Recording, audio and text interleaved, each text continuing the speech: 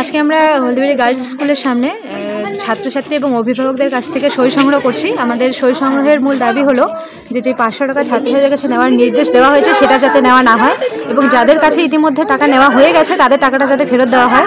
আমি আগে বলেছি যে এই স্কুলের কোনো প্রোগ্রামের জন্য ছাত্রদের কাছ থেকে এতটা অ্যামাউন্টের কোনো রকম যাতে টাকা নেওয়া না হয়, এই নিয়ে আমরা ম্যাডামের কাছেও গেছিলাম। তো সেক্ষেত্রে কোনো রকম আমরা পাইনি যে টাকাটা নেওয়া হবে কি হবে না, কোনো রকম আমরা নির্দেশ পাইনি।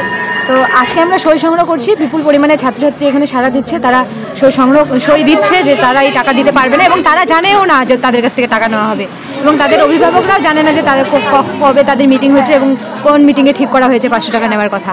আমরা আজকে সই সংগ্রহ করছি। পরবর্তীতে যদি এই স্কুলের কর্তৃপক্ষ যদি কোনো পদক্ষেপ না নেয় তাহলে আমরা এই ছাত্রছাত্রী নিয়ে গেলে বিপুল একটা আন্দোলনের ডাক দেবো এবং বৃহৎ আন্দোলনের নামবো।